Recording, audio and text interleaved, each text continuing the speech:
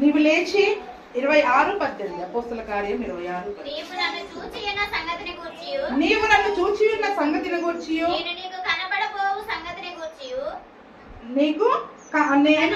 కనబడబోవు సంగతిని గూర్చియు నిన్ను పరిచారకునిగాను సాక్షినిగాను నియమించుటకై కనబడి ఉన్నాను. నిలుపుము. నేను ఈ ప్రజల వలనను అన్యజనుల వలనను హాని కలగకుండా నిన్ను కాపాడెదను.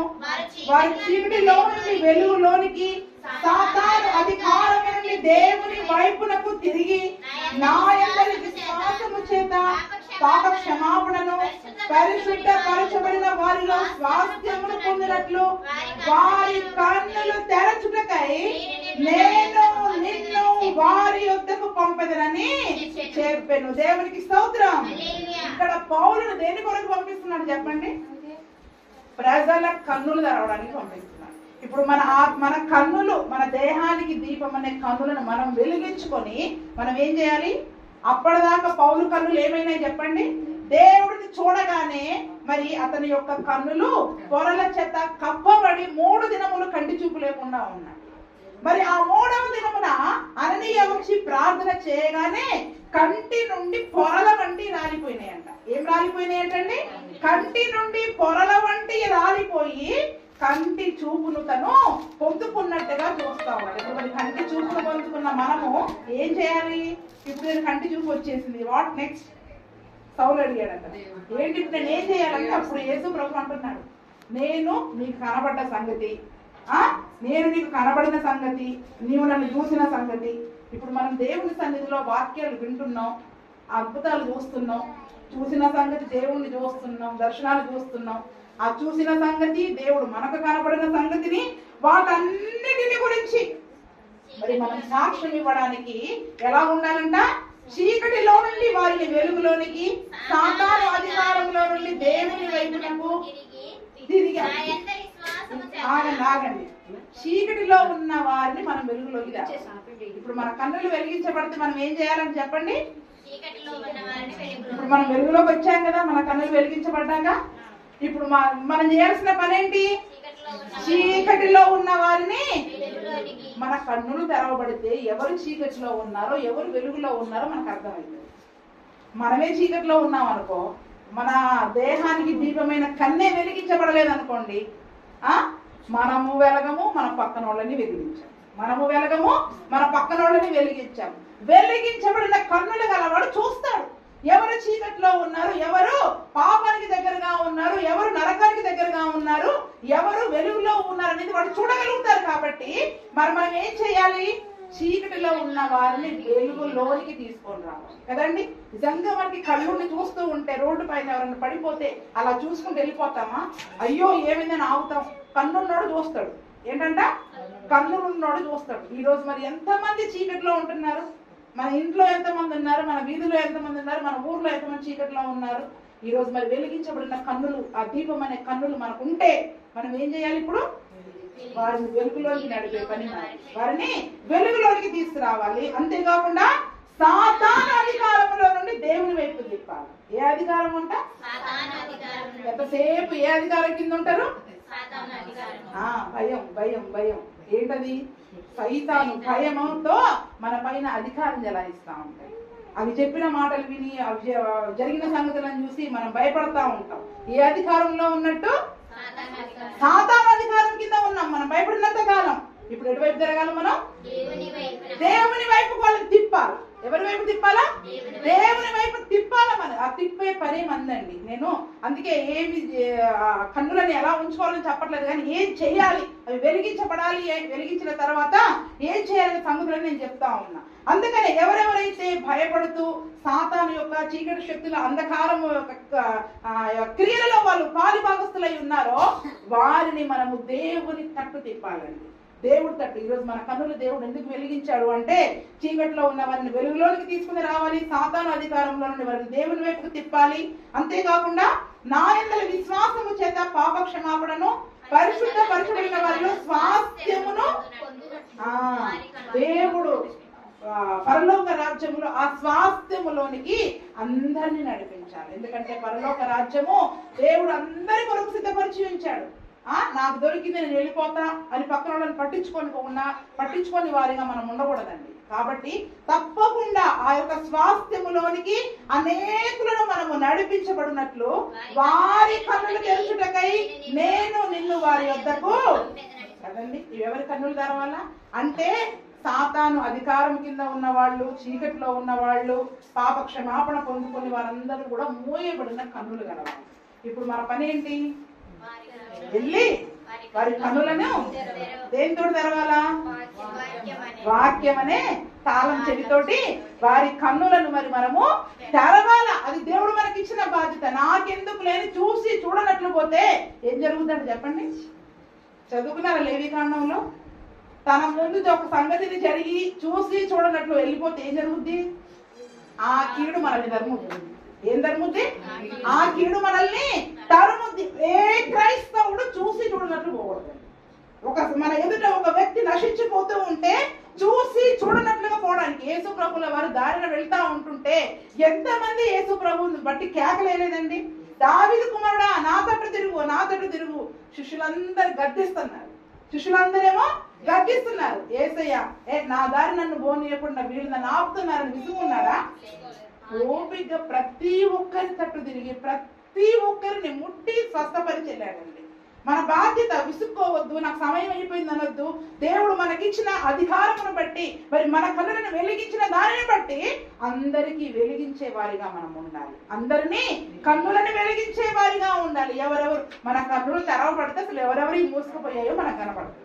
అంతేనా? ఎవరి కన్నులు మూసుకుపోయాయో, ఎవరి కన్నులు తెరవబడి ఉన్నాయో గుడ్డోళ్ళు చూస్తారా? కన్నులున్నోడు చూస్తారా? కదా, మరి కన్నులున్నోడే చూడాలి. అందుకనే మరి మన దేహమునకు దీపము కన్ను కనుక ఆ యొక్క కన్నును మనం వెలిగించుకోవాలి. ఆయన వాక్యము చేత వెలిగించుకోవాలి. ఆ కన్నును మూసుకోకుండా వెలిగించి అనేకులను వెలిగించే వారిగా ఉండాలి. ఇంకొక మాట చదవండి. 119వ కీర్తన 123.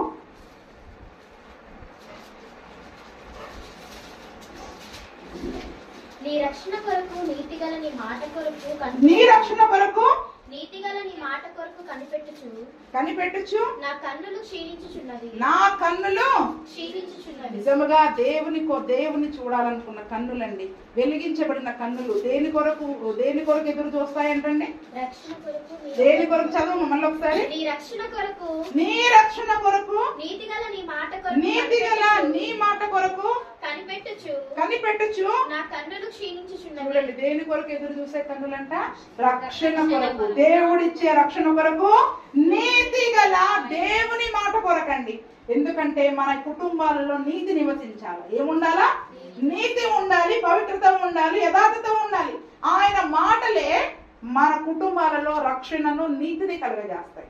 కాబట్టి దాని కొరకు ఎదురు చూస్తూ చూస్తూ చూస్తూ కన్నులు ఏమైపోతున్నాయంట? క్షీణించుచున్నాయి. మన కన్నులు దేవుని రక్షణ కొరకు, దేవుని నీతి కొరకు వెతికే కన్నులుగా ఉండాలండి. దేన్ని వెతకాలంట? దేవుడిచ్చే రక్షణ కొరకు. బుద్ధిహీనుల కన్నులు ఎక్కడ ఉంటాయి తెలుసా? భూమి గంధముల వరకు వెతుకుతా ఉంటాయంట. చాలా ఉన్నాయి రెఫరెన్స్లు చెప్పాలంటే. బుద్ధిహీనుల కన్నులు భూమి గంధముల వరకు సంచారం చేస్తాయి. భూమి మీద ఎక్కడేముంది, దేన్ని ఎలా పొందుకోవాలి, ఎలా ఎంజాయ్ చేయాలి. బుద్ధిహీనుల కన్నులన్నీ భూమి మీద ఉంటాయి. మరి నిజముగా వెలిగించబడిన వారి కన్నులు పైనున్న వాటిని వెతుకుతాయి. ఎవరిని వెతుకుతాయి చెప్పండి? క్రీస్తునందు మీరు నిజముగా మృతి పొంది లేచిన వారైతే ఏం వెతకాలి? పైనున్న వాటిని వెతకాలి. భూ సంబంధమైన వాటిని వెతకకుడి అని వాక్యం ఇస్తా ఉంది. ఇప్పుడు మన రక్షణ కొరకు, నీతి కొరకు మన కన్నులు వెతుకుతున్నాయా? దేని కొరకు వెతుకుతున్నాయి? ఇప్పుడు మన కన్నులు ఎందుకు ఆర్పివేయబడుతున్నాయి చెప్పండి? ఆయన రక్షణను, నీతిని వెతికే కన్నులు అవి క్షీణించిపోయినా ప్రకాశిస్తానే ఉంటాయండి. అవి క్షీణించినా ప్రకాశిస్తానే ఉంటాయి. భూ సంబంధమైన వాటిని వెతికే కన్నులు ఆరిపోతాయి. కాబట్టి ఇది మనం ఏమి వెతుకుతున్నామన్న సంగతిని కూడా మరి మనము జ్ఞాపకం చేసుకోవాలి. ఆయన నీతిని, ఆయన రక్షణను వెతికితే నీ రక్షణ అనే దీపం ఇంట్లో వెలిగించబడుతుంది. నీ నీతి సూర్యకాంతి వలె మార్చబడుతుంది. అప్పుడు ఏం జరుగుతుందో కూడా చూద్దాం. ద్వితీయోపదేశకాండము 11:12.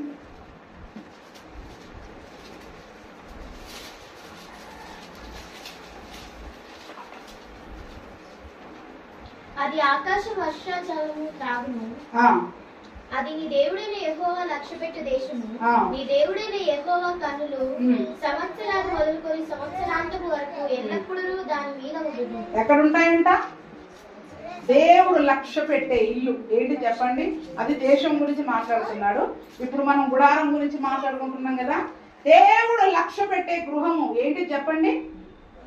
నీతి ఎక్కడ ఉంటది, రక్షణ ఎక్కడ ఉంటది, పవిత్రత ఎక్కడ ఉంటది, యథార్థత ఎక్కడ ఉంటది. ఆ ఇంటి పైన ఆ నీతి కొరకు, ఆ రక్షణ కొరకు మన కన్నులు క్షీణించేంత వరకు, మన కుటుంబం రక్షణ కొరకు, మన ఇండ్లు నీతిగా ఆయన నీతిగా మనం మార్చబడే వరకు ఆయన తట్టు మనం చూస్తున్నట్లయితే ఆయన కన్నులు మన మీద ఉన్నాయండి. దేవునికి స్తోత్రం. అలాగని అందరి మీద ఉండవా? ఆయన కన్నులు మంచి వారి మీద ఉంటాయి, చెడ్డవారి మీద ఉంటాయి, ప్రతి స్థలంలో ఉంటాయి. ఆయనకి మరుగైందంటూ ఏదీ లేదు. కానీ దేవుడు లక్ష్య పెడతాడంట. ఆ ఇంటిని ఏం చేస్తాడంట? లక్ష్య పెడతాడు. ఎప్పటి నుంచి ఎప్పటి వరకు? యెహోవా కన్నులు సంవత్సరాది మొదలుకొని సంవత్సరాంతము వరకు ఎల్లప్పుడూ మీ ఇంటి మీద ఉండును గాక, మీ గృహాలలో ఉండును గాక.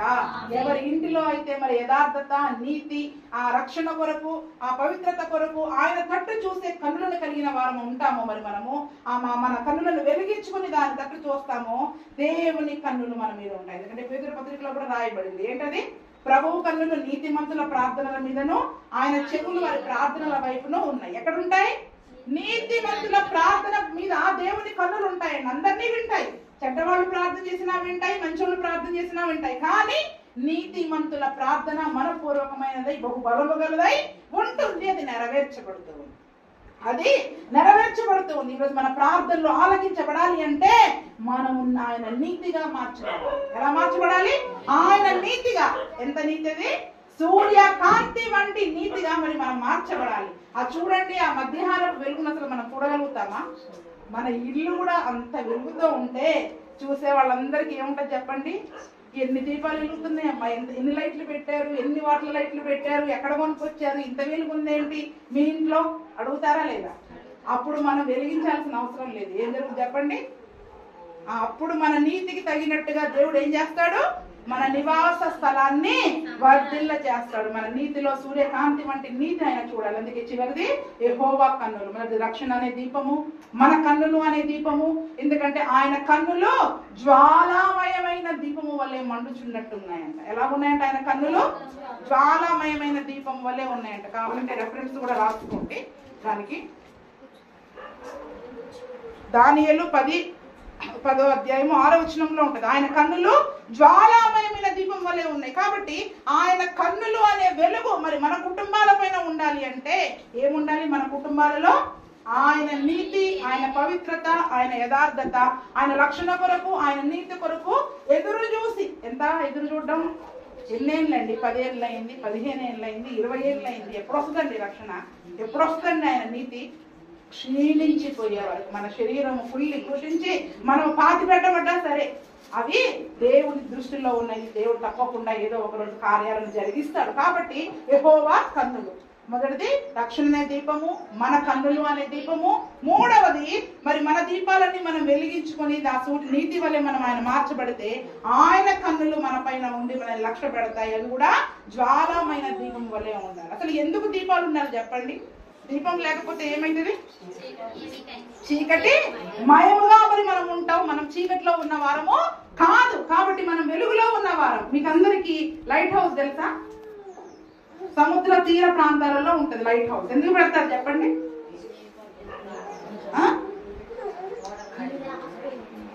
తెలిస్తే చెప్పండి. లైట్ హౌస్ చూసారా? లైట్ హౌస్ అని ఉంటది. వైజాగ్ గాని బీచ్ ప్రాంతాలలో ఉంటాయి, సముద్ర తీర ప్రాంతాలలో ఉంటాయి.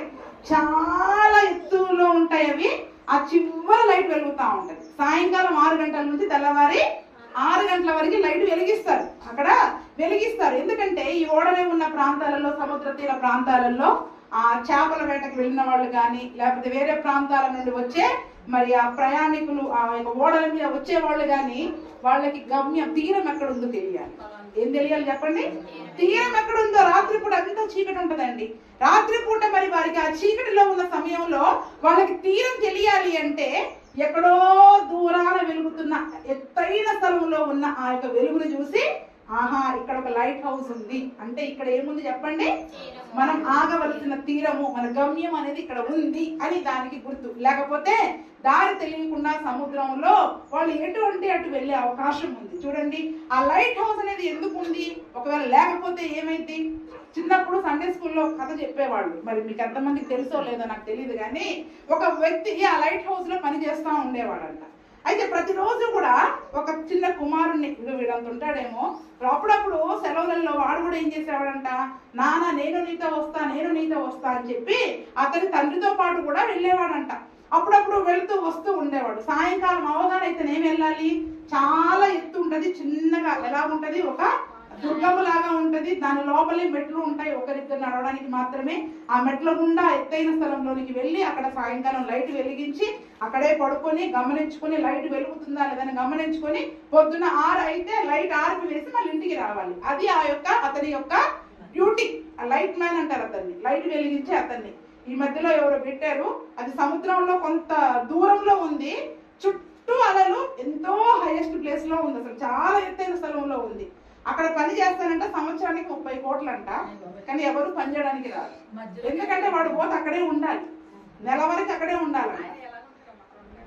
మరి సముద్రంలో నుంచి ఎలాగో వెళ్ళి ఆ మధ్యలో ఉంది, అక్కడ నుంచి లోపలికి వెళ్ళి ఎత్తైన స్థలంలో ఉండి కొంతకాలం అక్కడ ఉండాలంటే ఎవరి వల్ల కాదు. అందుకే జీతం అంత పెట్టారు. అందుకే జీతం కూడా సంవత్సరానికి ఎన్ని కోట్లు? మీకు ఎవరికైనా ఇష్టం ఉంటే చెప్పండి, నేను చెప్పాను. ఎందుకంటే ఆ 30 కోట్ల సంగతి తర్వాత ముందు అక్కడ వెళ్ళి అనామకుడిగా అంత దూరంలో ఉండాలంటే కూడా ఎవరు కూడా ఉండలేరు.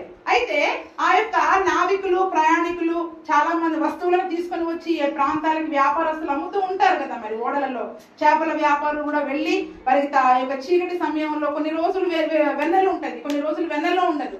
అటువంటి సమయాలలో మరి అది వెలిగించే స్తంభముగా ఉంటుంది కాబట్టి ఆ లైట్ ని బట్టి వాళ్ళందరూ కూడా తీరానికి వచ్చేవాళ్ళు. కాబట్టి అయితే ఒక రోజు మరి యొక్క వ్యక్తి ఏం చేశాడంట, ఆ యొక్క లైట్ ని వెలిగించడానికి వెళుతూ ఉంటే ఇదిగో ఈ సునీలంత పిల్లగాడి కొడుకు కూడా ఏం చేశాడు, నేను వస్తానని చెప్పి వెళ్ళాడంట.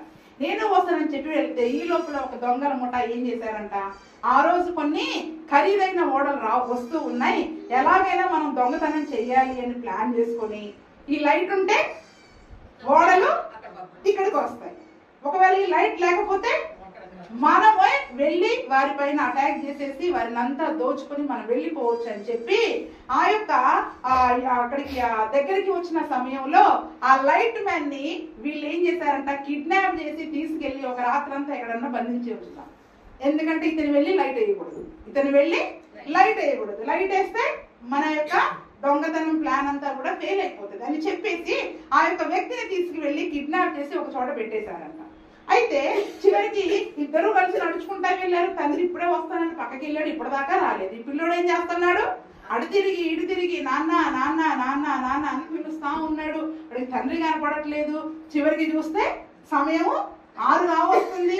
6 అయితే ఏం చేయాలి, తండ్రి తొందరపడే వాడి ఇంటి దగ్గర బాబోయ్ అయిపోతుంది, 6 అయిందంటే అక్కడ లైట్ వెలగాలి అని తండ్రి పడే ఆ తపన, తండ్రి పడే ఆ యొక్క పని పట్ల తనకున్న ఉద్దేశం అంతా కూడా గ్రహించిన వాడై సర్లే ఎక్కడికి పోతాడు, నాన్న వస్తాడేమో అని చెప్పి ఈ పిల్లవాడు ఏం చేశాడంట, లైట్ వేసేసి శుభ్రంగా అక్కడ కూర్చొని పడుకున్నాడంట. ఈ దొంగలకు అర్థం కాలేదట. అదేంటి మనం లైట్ బంద్ చేశాం కదా, లైట్ వేయొద్దని ఇతన్ని మనం కిడ్నాప్ చేస్తే అంటే నిజానికి ఈ పిల్లవాడు వచ్చిన సంగతిని వాళ్ళు గ్రహించలేక అతన్ని మాత్రం వాళ్ళు కిడ్నాప్ చేశారు. ఈ పిల్లవాడు వెళ్ళి లైట్ వేశాడు. ఆ రాత్రి జరగవలసిన దొంగతనం అనేది జరగలేదు. వాళ్ళు చూసి చివరికి ఏం చేశారండి, వాళ్ళు వెనక్కి వెళ్ళిపోయారు. ఆ తండ్రి ఉదయకాలంలో వచ్చేసరికి ఈ పిల్లవాడు అందులో పడుకొని నిద్రపోతా ఉన్నాడంట. చూడండి, అంటే ఆ యొక్క లైట్ ఉండడం ద్వారా ఒక రకంగా దొంగతనం అంటే దొంగ ఎవరు చెప్పండి ఇప్పుడు మన జీవితంలో, వాడు దొంగయు దోచుకున్న వాడనై ఉన్నాడు.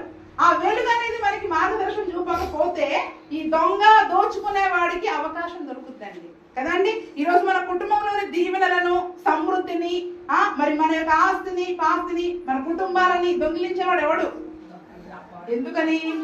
ఆ దీపస్తంభం వెలుగు మన ఇంటిలో లేకపోతే దొంగోడు వచ్చి ఉన్నదంతా దోసుకొని పోతాడు. అదే లైట్ వేసి ఉంటే దొంగోడు వస్తాడా? లైట్ వేసి ఉంటే కొద్దిమంది దొంగల భయానికి లైట్ వేసుకునే పడుకుంటారు రాత్రి అంతా, అవునా? మరి అంటే ఈ లోక సంబంధంగానే మనం అవన్నీ చేస్తున్నప్పుడు ఆత్మ సంబంధంగా కూడా మరి ఒక దీపస్తంభము అనే వెలుగు మన ఇంటిలో ఉండాలి. మన ఇంటిలో ఉండడమే కాదు, అది ఎలా ఉండాలంట, అందరికీ వెలిగించినట్టు దీపస్తంభం మీద, అంటే ఎత్తైన స్థలంలో ఉండాలి. అంటే మనం వెలిగించబడమే కాదు, మన వలన మన చుట్టుపక్కల వాళ్ళందరూ కూడా వెలిగించబడాలి. చీకటిలో ఉన్న వాళ్ళు ఆ వెలుగులోకి రావాలి, సాతాను అధికారంలో ఉన్న వాళ్ళు దేవుని అధికారంలోనికి రావాలి, దేవుని తట్టు త్రిప్పబడాలి. దేవుడు మనల్ని వెలిగించింది మన కొరకే కాదు, మన ఇంటిని వెలిగించుకోవాలి, మన చుట్టుపక్కల వాళ్ళు మనుషులు అంటే దేవుని నామమును మహిమపరచునట్లు వారి ఎదుట మీ యొక్క సత్క్రియలను ప్రకాశింపనీయుడి. మనం చేసే మంచి పనులు ఆ యొక్క దీపస్తంభం వెలుగులో మనల్ని మనం సరి చేసుకుని, మన ఆత్మీయ జీవితాలను సరి చేసుకుని యథార్థముగా నీతిగా పవిత్రముగా మనం వెళుతూ ఉంటే దేవుని నామాన్ని మనం మహిమపరిచే వారంగా ఉంటాం. మన క్రియలను బట్టి చుట్టూ ఉన్న వాళ్ళు ఏం చేస్తారు, ఎలా అభివృద్ధి వస్తుందండి మీ ఇంట్లో? మా ఇంట్లో నీతి సూర్యకాంతి లాగా ఉంటుందండి. మీ ఇంట్లో ఉన్న లైట్ కాంతి కాదు, ఎలాగుంటది? మా ఇంట్లో యథార్థత ఉంటదండి, కపటం ఉండదు, కుటిలత ఉండదు. ఏముంటది? యథార్థత ఉంటది. మా ఇంట్లో పవిత్రత ఉంటదండి. ఏముంటది చెప్పండి? పవిత్రత ఉంటది. ఆజ్ఞలు తప్పిపోయేది కానీ, వాక్యం విషయంలో తప్పిపోయేది కానీ మా ఇంటిలో ఉండదు. పవిత్రత, యథార్థత, నీతి మా ఇంటిలో ఉంది కాబట్టే మేము మా రక్షణ కొరకు, దేవుడిచ్చే నీతి కొరకు మా కన్నులు పైన చూస్తున్నాయి కాబట్టే మా ఇంటిలో యొక్క దీపపు వెలుగు ఉంది. అపవాది దోచుకోవడానికి అవకాశము లేదు. అనారోగ్యాలు వచ్చి హాస్పిటల్కి వేలు పెట్టేస్తా ఉంటాం. అపవాది దోచుకుంటా ఉంటాడు మన సంపాదించిన కష్టార్జితాన్ని అంతా. ప్రసంగి గ్రంథంలో ఏముంది, అయ్యగారు చాలాసార్లు చెప్పారు.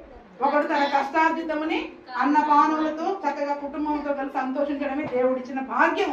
కానీ ఆ భాగ్యాన్ని అపవాది ఏం చేస్తాడు, దోచుకొని హాస్పిటల్కి పెట్టడము, వాళ్ళకి పెట్టడము, లాయర్లకి పెట్టడము, వాళ్ళకి పెట్టడం, అంతా వాడు దోచుకుంటాడు. అందుకనే మరి మొదట మన స్థితి కొద్దిగా ఉండిన తుదకి మహాభివృద్ధి మనం పొందుకోవాలి అంటే ఏ విషయంలో కూడా మనం తప్పిపోయే వారంగా ఉండకూడదు. ఏ విషయంలో కూడా మరి మనము తప్పిపోయే వారముగా ఉండకూడదు.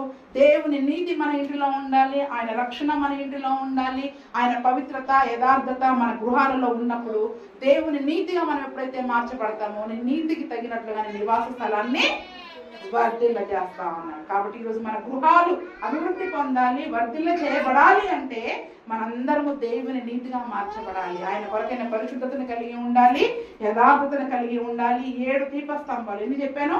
6 చెప్పాను. ఇంకొకటి గొర్రె పిల్లయే దీపం. పరలోకపట్నానికి ఏంటి దీపము? మనకి యేసే మన ఇంటి దీపం.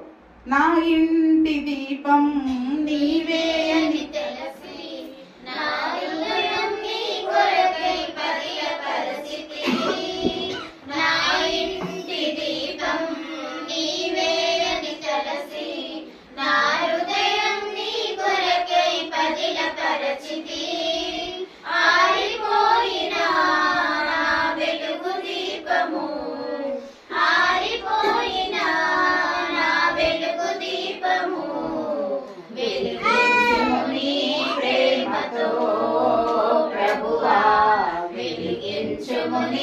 ప్రేమతో ఎన్ని నలచినా ఏది అడిగినా జరిగేది నీ చిత్తమే ప్రభువా, జరిగేది నీ చిత్తమే. రండి మరి మోకరించి ప్రార్థన చేసుకుందాం. ప్రతినిత్యము ఆ దీపస్తంభమును మరి మనం వెలిగించి ఆ దీపస్తంభపు వెలుగులో మనం నడుచుకున్నట్లు అపవాది మన దగ్గరికి రాకుండా, దేనిని అపవాది దోచుకొనకుండా, మనకున్న సమృద్ధిని దీవెనలను అపవాది దోచుకొనకుండా ప్రతినిత్యము ఈ దీపస్తంభమును మనము వెలిగించుకుందాం. మన కుటుంబము దీవించబడినట్లు, అంతేకాకుండా మన చుట్టుపక్కల ఉన్న వారు మన సత్క్రియలను బట్టి దేవుని నామమును మహిమపరచునట్లు అనేకులకు వెలిగించే వారముగా మరి ఉండే కృపను దేవుడు మనకు దయచేయును గాక. ఆమేన్.